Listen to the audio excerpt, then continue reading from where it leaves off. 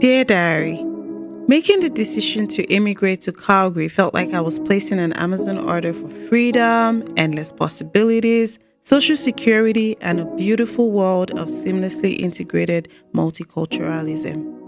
Only instead of autofilling my credit card information, clicking buy now, and receiving my package the next day, I spent months filling out paperwork and acquiring various documentations. And I spent years waiting for my visa. And when my metaphorical package finally did arrive, it wasn't exactly what I ordered. We're Onya and Tomi, and on Diary of a Naija Immigrant, we're talking about what happens after you buy that one-way ticket. We'll chat with guests and hear their immigration stories. We'll commiserate, celebrate wins, and gossip about recent microaggressions. Buckle up, y'all. This is part 2 of our conversation with Daniella. If you missed part 1, be sure to check that out first and then join us back here. All right, let's get into it.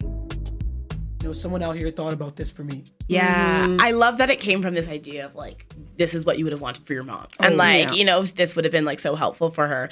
I just want to piggyback a little bit about what Oni was saying earlier, where I'm sensing that you are very grounded in your sense of self. And that you at least have been for a decent amount of time. And when you're talking about going to school in the States and feeling okay, if I don't hold on to this, I'm just going to get lost. And even just that desire and knowing this is who I am and this is what's important to me. And I'm holding on to this.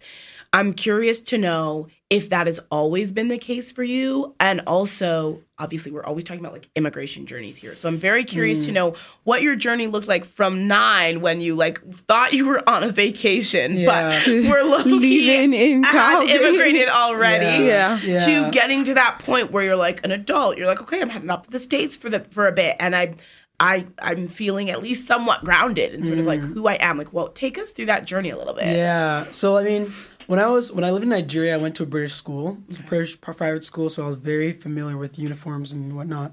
So when we came here, and we were going to a Catholic public school, they didn't have uniforms. Yeah. So first of all, that made me uncomfortable. So I was I literally had my mom go to Walmart and buy all 3 of me and my siblings the same outfits we would wear every single day. It's because that's cool. Because I wish I incorporated that. I asked her because you know what, it made us look weird, and it's funny because my friends now that I knew back then, they were it was so strange. I was you know what, it's what it is. It's how I felt. Yeah, I love that. But yeah, and I wasn't familiar with accents because in Nigeria, I could switch between Nigerian and British, so I was using my British accent.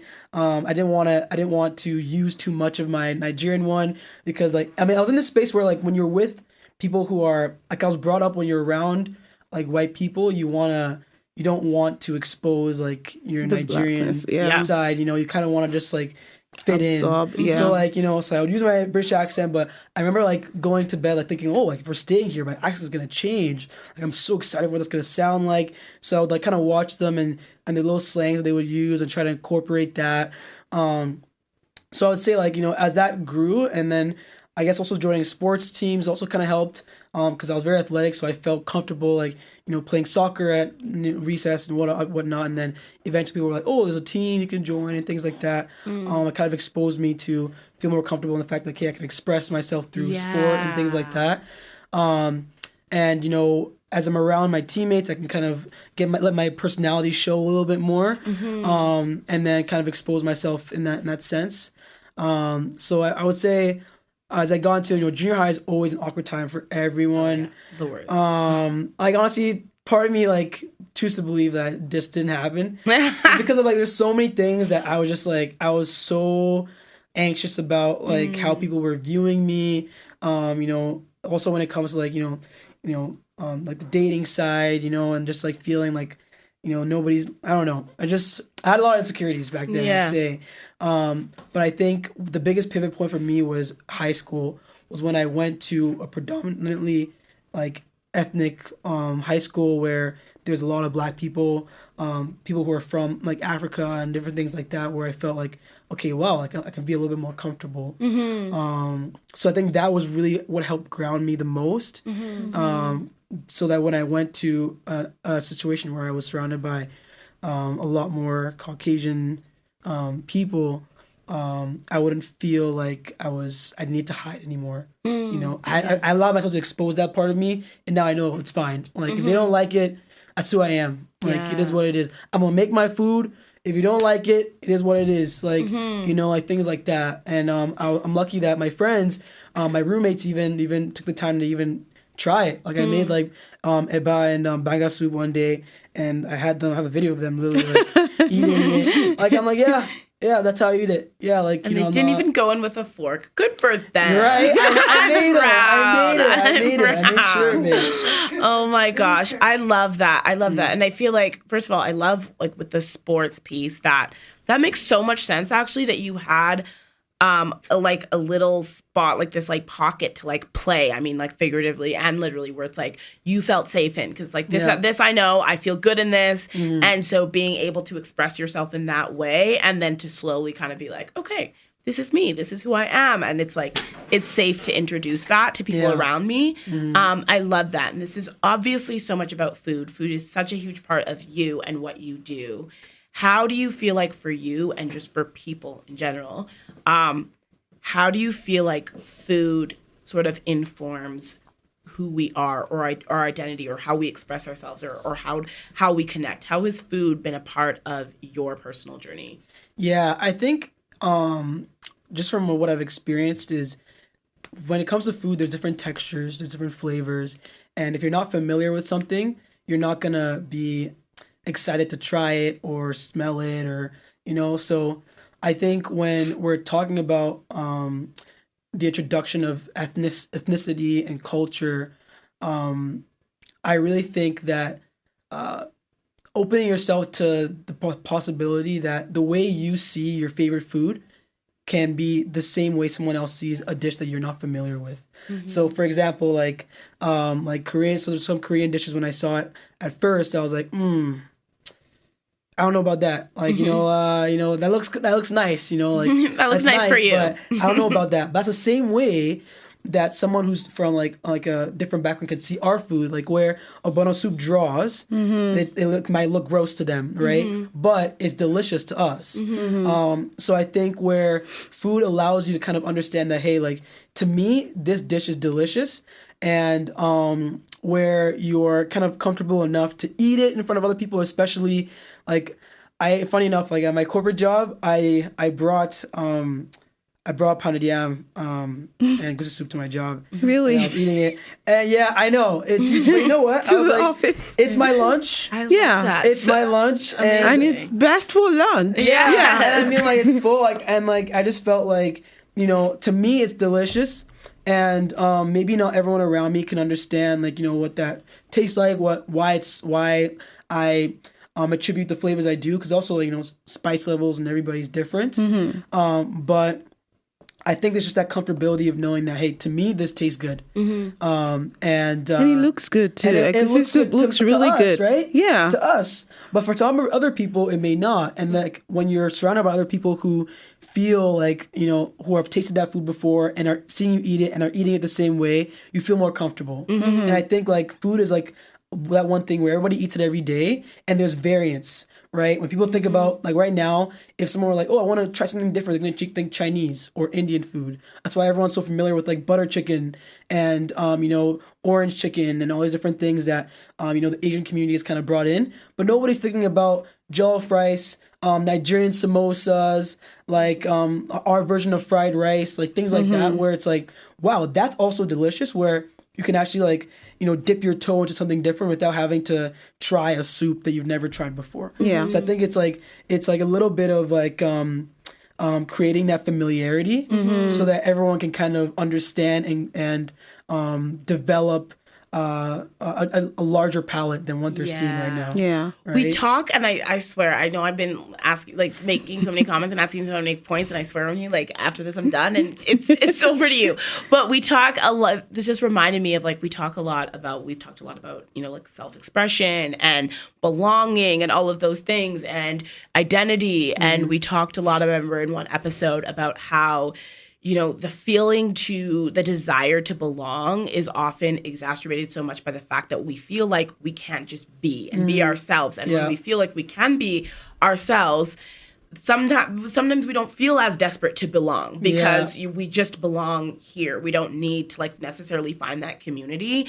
And as you were talking, I started to think about food as self-expression in a way that I never have before, in the sense of like, when you see somebody eating something that's like different and like special to them or delicious to them or just a habit to them or whatever that feels different from you, even if you're not like, oh yeah, I have that dish too, okay, now I'm gonna bring it tomorrow or whatever, it just gives you that like permission and that freedom to be like, oh yeah, it's okay for me to show up exactly the way I want to show up. And so I think that importance of like really, giving that permission and encouragement of like, we need to be able to express those pieces of us. And that includes smells, that includes textures, that includes showing up with food or eating with your hands or doing things at the office where people are kind of like, I don't know. And then that'll give people permission to do the same, whatever that looks like for them. And so I love that, like thinking about food in that way of like, it is expression and it is,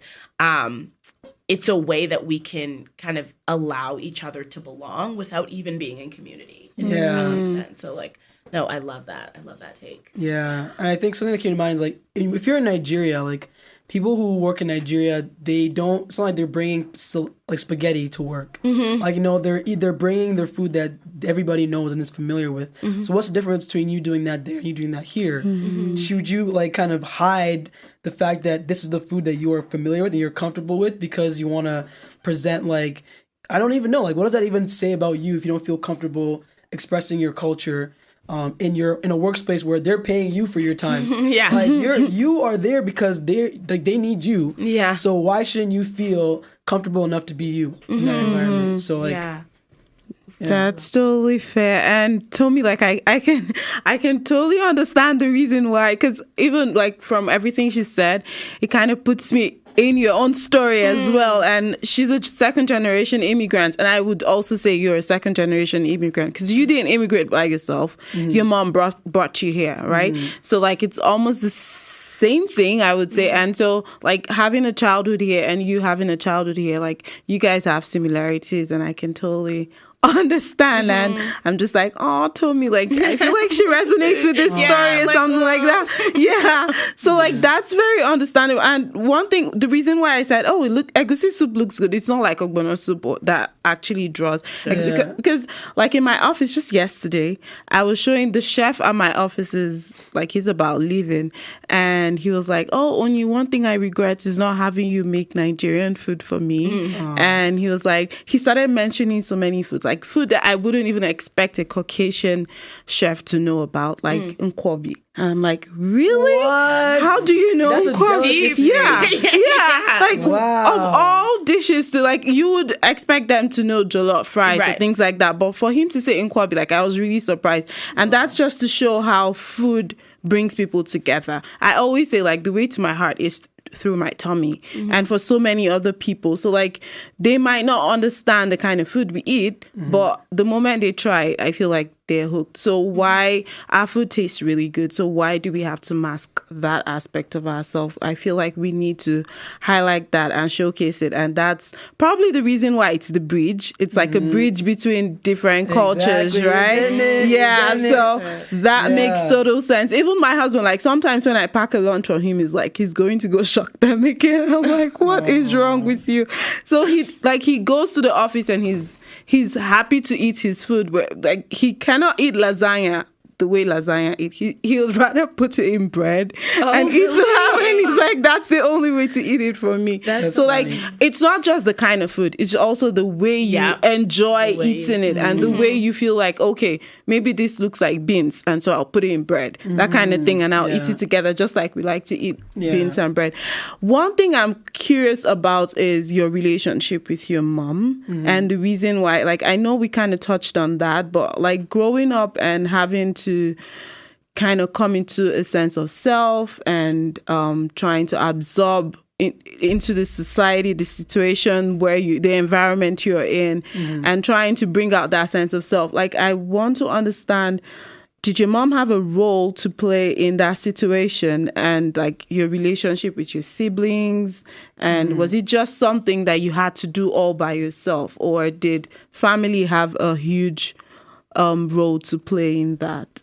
Yeah, that's a good question. I mean, I would say, I came from an environment where it's so awkward for me to talk about this because I come from a place of privilege. But when I was living in Nigeria, like, we were comfortable, where my parents don't know how to drive. Like, so even when they came here, they had to take a test. My dad failed like 5 times. He blamed it on the devil.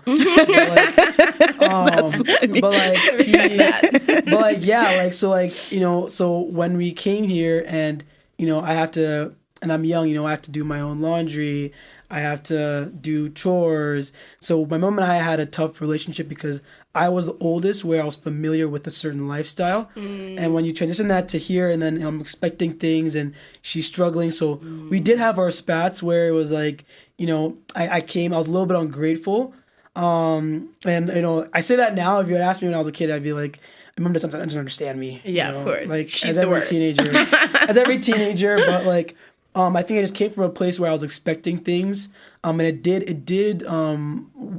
put a wrench in our relationship as I was growing up. But when I left school, when I left home and I went to school, that's really when I recognized, like, wow, like, okay, my mom really was riding for me, because I don't know how to do this. I don't know how to do that. I think exposed to everybody who goes away and leaves home, like, oh wow, like, when I have an apartment, I need to buy Q-tips. I need to buy toilet paper, other than like the fun things that I like, the things that, you don't recognize that your parents do for you. So I think that, and then also just, as the oldest, there was a lot of pressure on me to communicate effectively to my siblings what was going on. There were times when my mom was working a lot, where she was even traveling to Nigeria and back, where I had to take care of my siblings, where I was the one driving everybody to soccer and like making food, like, yeah. And I mean, I think it's a lot of kudos to my mom, one, for trusting me enough to be able to do something like that, but also giving me the foundation enough to handle a situation like that.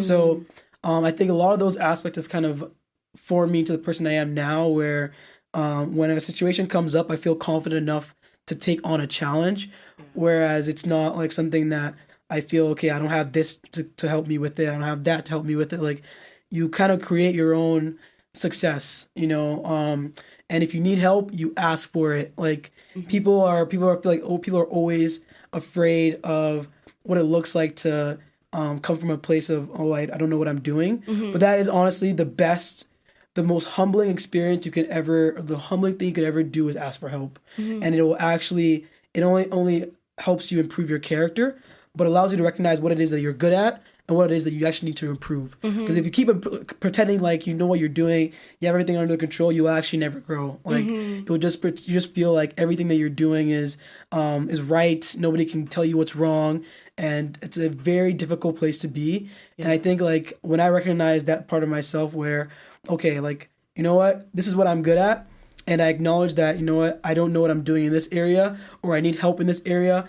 And even when I talk with my parents, like, I'd say, like, maybe a couple of years ago, like, if they give me any criticism or they tell me they don't like this, my first instinct is, you guys don't get it. Like, you guys don't know what you're talking about.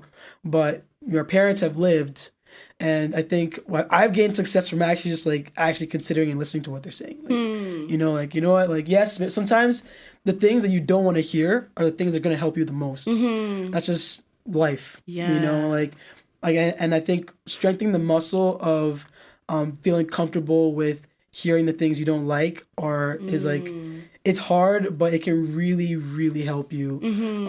That's the same thing with me. Like, I think, when someone told me something that I don't like to hear, maybe, I don't like the way you talk to me about this, or, you hurt my feelings in this way, you acknowledge it. Wow. Like, I'm sorry. Like, and being the first one to say I'm sorry is also, it can be difficult, but yeah, I don't want to ramble, but yeah. No, I love that. And I think, you were saying, like have your mom having to go back to Nigeria and you like taking care of your siblings, and that's huge kudos to her, and it totally is. It's huge kudos to you too. I mean, even when you were saying earlier when you said you were 23, I was like, you must be the oldest. Like you're such a classic old, because I'm like immediately the birth order thing. Yeah, it definitely, and it usually ages somebody like not like physically, obviously, like mentally, like intellectually, ages by like 5 to 10 years. And then I feel like the youngest sounds way more mature than her age. You're always gonna be like 5+ years more mature. Yeah. And then the youngest, the youngest, it's reverse. You are incredibly immature. I'm the youngest sibling. I want to also say, I like that you mentioned you come from privilege, and you were saying like, oh, it's kind of awkward. I'm like, I don't think that's awkward at all. No, I think like it's so great to talk about, because it's so, I mean, everybody loves this like rags to riches story and be like, it came from nothing, and like now look at me, like, and we love those stories, right? And so then it feels like, oh, I shouldn't be talking about this, but like I actually did okay. It's like, no, that's great to talk about for so many reasons. First of all, just because like, yeah, everybody has a different journey, and that's awesome. Secondly, like in the context that we're talking about, there's so many different types of privilege, right? And like financial privilege is one of them. But you were saying you have to learn all of these things that you were like, wait, what? I never had to do this. Like I'm learning to do laundry. I'm learning to do all of these things that like, maybe, yes, there are some things everybody has to learn in adulthood, but there are other things that probably you were like, oh man, like had I learned that before, like this wouldn't be so difficult. So I think that's also like a very legitimate transition of being like, yeah, maybe I had all these like financial privileges, but there were these like life skills and things like that then I had to learn later in a completely different country, and that's a whole challenge. So I think that's just like such a great part of your story, and doesn't at all mean like, oh, it wasn't as hard or it wasn't as difficult. In some ways, I'm sure it made things way more challenging. Yeah. Especially with snow, like where I come from, snow is in a bag. You pour water. Oh my gosh. When I was like really at Christmas, you pour water, just add water, and you have snow on your tree. Yeah. I remember my brother, like we see snow from the sky, and it's on the ground, and you can touch it, and it's cold. What is going on? Right? Like, did you want to go back? Like, were you like, I've just been played. What is happening? I want to go home. No, or were you kind of like, when I was young, I always wanted, like, part of me always wanted to live abroad. So. You know, it never pained me in that sense. Yeah. But I always thought about like, my friends, like, you know, where are they now and things like that. And I'm actually still in touch with one of them that I was still in school with. But yeah, I hate to say it, but yes, I liked living abroad. Love it. You're just like, you know, I'm taking this in stride. Yeah, this is me now. This is my life. Yeah. I was like, you know, I'm in Canada, so you're like, can't tell me nothing. Like, I like message my friends back home. They're like, oh yeah, you know, just Canada. It's crazy. It's so hard. I live here now. Snow and like, anyways. Like things like that. I love that. Interesting. I can totally understand, because like growing up, like where I grew up, the schools I went to and everything, we used to see those kids that would just disappear all of a sudden. I'm like, oh my God, she's moved to Canada. Like, when would it be me? So like, I can totally relate with that. And especially because you were already a little bit more matured before you moved, like you were 9. Yeah. Unlike if maybe you were 2 or something, you would have been like, oh no, like there's something I'm missing. But you already tasted it, and you can still remember what it tasted like. Oh yeah. Yeah. So that totally makes sense. And again, like also the part where you were talking about privilege, one thing that I love that you highlighted that, because most times the people here, I don't know the ideas they have about people in Nigeria when we move. Like they always think maybe we came from a mud house or something like that, right? Must have been starving. So that's exactly. So that's sometimes like they would say something like, "Do you know this?" I'm like, "What the hell? Like, what do you mean by that?" Like my family could buy your family. Exactly. Exactly. It's just that it's just a different environment, and you unlearn so many things, and you learn new things here because everything here is DIY, and you have to do everything by yourself, and you have to get your hands dirty, which is a different challenge as well. So that I can totally relate with that, because I moved with my 2 kids as well. Wow. Yeah. So like as a mom of 2 young kids, and you're like, okay, how do I do this when back home I didn't have to do this? I had a driver that was driving me, or I had you also spend a lot of time by yourself. Exactly. Where like exactly. So like it's just it's kind of weird. And I mentioned like the whole driving situation. Yeah, like it's so different. It's so different. So I can totally I resonate with that part of your story. But at the same time, like I'm wondering, how old were your siblings when you moved? My brother was 7. My sister was 5. Oh, so they were also very mature. They were young. My sister, not necessarily. Like she started from like grade 1. Yeah. So like she's very like Canadian. Yeah. Whereas my brother and I still have like, the Nigerian routine, yeah, like where like certain ways you talk to your parents, you do not talk. They talk to your friends. It's different. Yeah. Whereas there's a little bit of changes there, but yeah. So walk me through that, like the changes you find between yourself and your brother and your younger sister who is very Canadian, and how have you guys been able to navigate the situation with them? I think it's funny, like when we talk about older sister syndrome, like, I feel like the mom that I had is different than the mom that they had. Different than the mom, like like my mom, when you're the oldest, you're like the test child.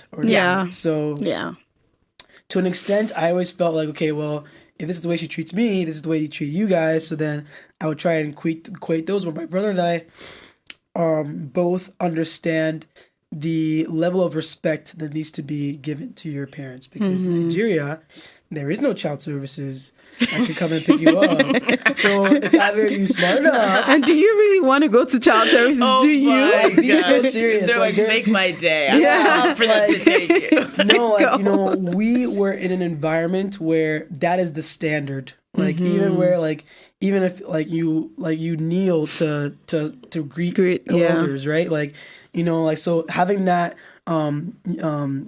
a repetition and uniform in your mind, like I recognize that anybody older than us, parents or whatever, that's how you treat them with respect. Whereas Deb, what's my sister's name? Deb came up with a more expanded opportunity to, hey, you want respect, you give me respect. So that caveat of where this is how I think it's supposed to be. Whereas where your parents are saying this is what it is. Right? Exactly. So you do not think. Like it is what I say. But I think my mom's also been very good and really working hard in trying to equate both. Like she recognizes that there's some good things from Canadian culture and there's also some good things from Nigerian culture, and that is what has raised me into who I am. When you have a parent who is very like free spirited, do whatever you want, they can have the repercussions, and when you have a parent who's very strict, there are also the repercussions. But I think when no matter what, like kids are always going to find something that like, you damaged me in this way, right?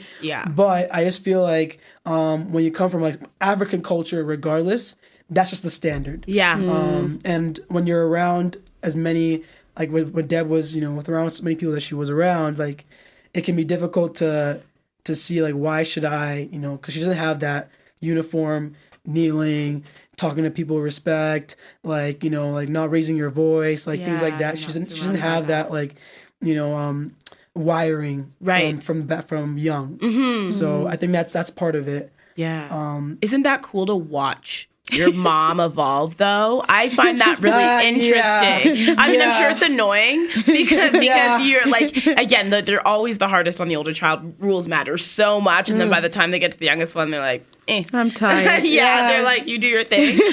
But I think it's so interesting to like watch parents evolve and like, because I'm like, that must be really challenging. I don't know. Like I get super set in my ways, so I can only imagine. I think they're learning too. And I think for immigrant parents, like this is an environment they're not used to. Like, especially like my mom spent 40 years in Nigeria. Like you can't like, just come out of this experience where, okay, now I'm just going to start acting like this way. Like it's difficult. So like, I feel like she really did do her best to kind of equate both. I think we got to give immigrant moms some props. Like it's big up to immigrant moms.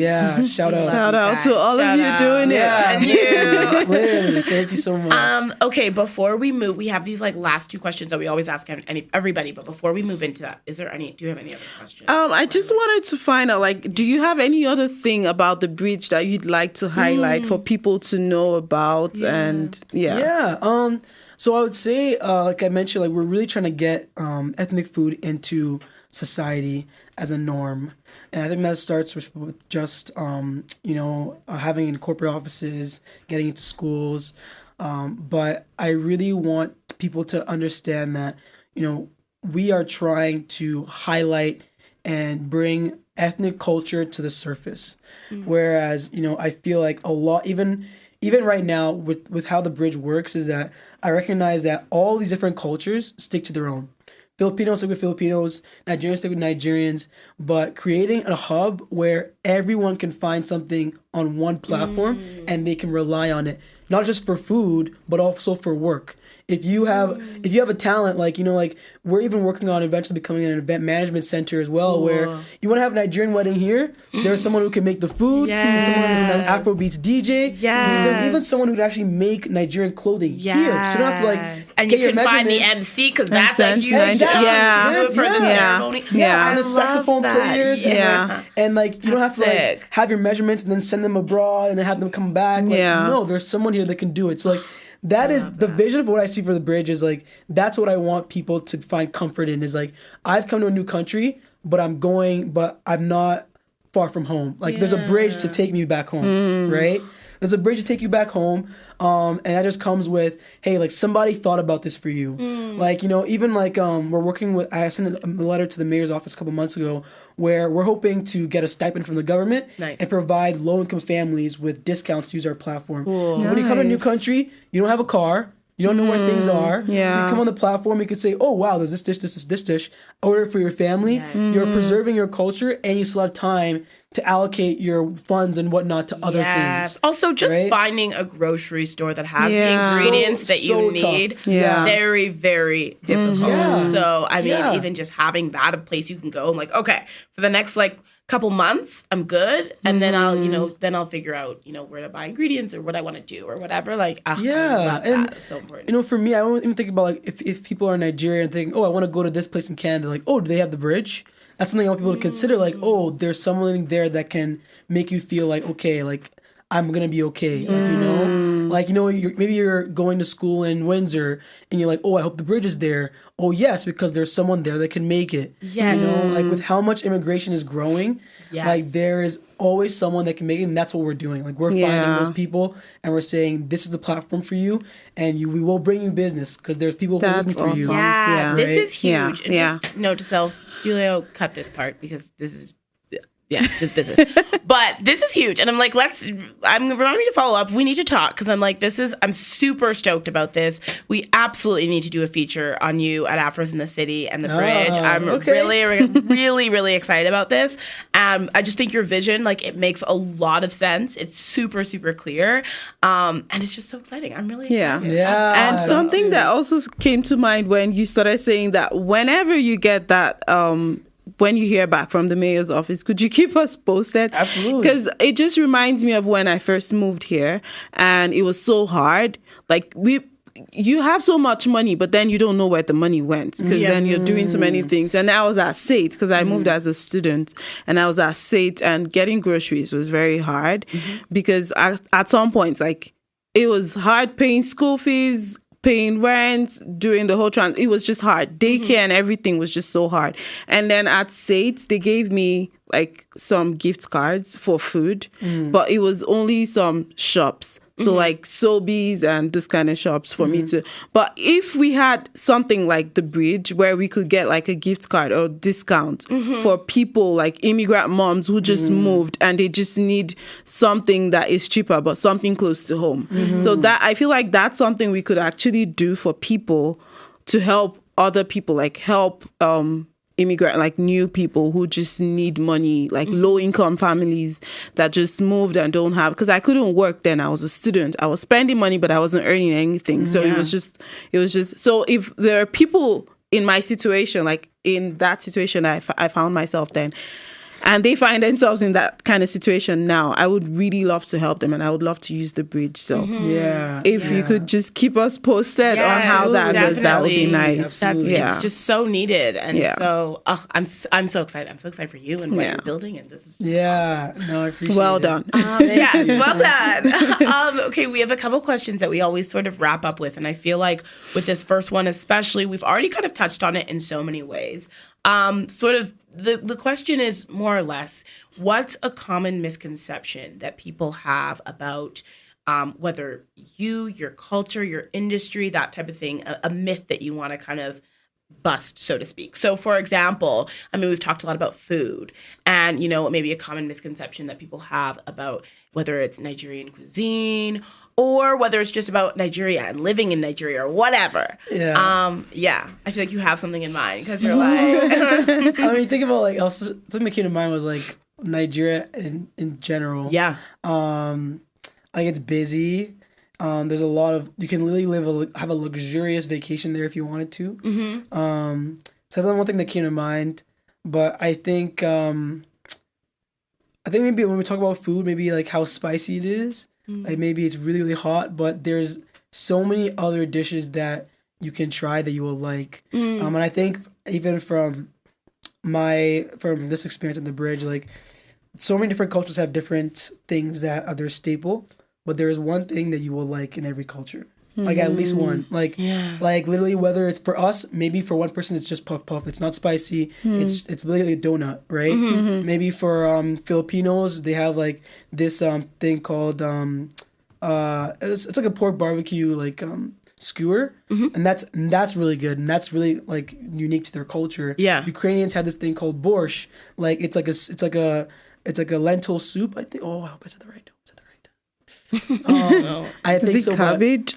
Yeah, I know they use a lot of cabbage. Borscht is, you know what? Don't quote me on that. But borscht is like a Ukrainian dish. It's like you can eat it when it's warm, so it's like good for like colder weather, like stuff like that. It's delicious. Like so, I think like a myth is like every culture you're not gonna like it. You know, when you look at it, it doesn't look nice, but there's always one thing. That's actually such a good point because I just feel like if you were to try something here or whatever, if you were to try like, I don't know, salmon, and you didn't like it, you'd be like, I don't like salmon. But so many people will like try something and then they're like, I don't like Korean food. And it's like, no, you just didn't like the dish. Like you would never be like, I don't like Canadian food. You just be like, I don't like salmon. So it's like, just say whatever you have. Like, it's such so true. It's like, there's a plethora of dishes and ways to cook things like the same way there is anywhere else. And so like, yes, you do not like whatever type of food. You just haven't had a dish that you liked yet. Like straight up. That's totally love that. Okay, we have a final question. And the final question is, this question I don't know how you're gonna answer it, but you're gonna answer it anyway. Okay. So it's what is that one thing you wish you knew before actually buying that one-way ticket? You didn't buy the one-way ticket. Your mom did. But what is, like, I know maybe an easy answer would be, I wish I was actually immigrating and not going for vacation. But no, that's not what we're trying to say. Like, maybe something that has to do with identity, maybe something that has to do with self, something that has to do with your culture, or like something that you would like tell your younger self now before coming or in the transition, whatever.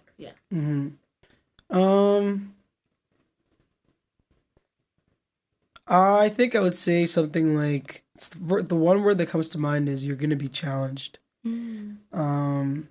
Like, because I think for me, when I was coming, I was expecting, because I had this vision of just Caucasian society where you see all the movies and like Disney Channel and like, you know, like, and you're thinking about like, oh, like this is how I'm going to make friends. This is how I'm going to, you know, like talk like them and like be in this environment, but it's going to be a challenge, but you're going to be rewarded. Like, you know, like it's something that, I think that comes with anything. But I think, I'd say challenge is the one word that comes to mind. Because I think as Africans, when you live there for so long, you have a mentality of what Caucasian lifestyle is, because there's so few of them that come there, and then, you know, they have to come with their accents and, you know, with their, you know, maybe they'll come for like a little bit because they're doing a mission trip or something like that, where you feel like, oh wow, like where are they from? Like, wow, like, you know, just that wow aspect of just Caucasian cultures is very enticing, especially for someone who was, you know, I was around them and I was like, oh, I wish I was. I don't want to go there and say like some of the things that I was thinking when I was in like junior high. Where you're like, oh, I wish I was white, but can't believe it gets so much worse and darker than that. I'm like, don't you worry. Like, when you're not alone, been there. Let's not even go there. But we have been. But I would just say to my younger self, you're going to be challenged, but it's going to be rewarding. So yeah. That's beautiful. Thank you so much. Thank you so much. This has been such a great conversation. I've just loved getting to know you and hearing your story. This is super exciting. I feel like we will have many more conversations. So I'm really excited. Yeah. But yeah, for now, thank you so much for joining us. Thanks for having me. I appreciate it. Yeah, thanks for listening, everyone. Right. We will talk to you next time. Bye. Bye. Diary of a Naija Immigrant is presented by Afros in the City in collaboration with Through Onyi's Lens. You can keep up with us on Instagram by following Afros in the City, following Through Onyi's Lens, and of course, following Diary of a Naija Immigrant. Once you've done all that, just keep listening. Rate us, review us, love us, root for us. Until next time.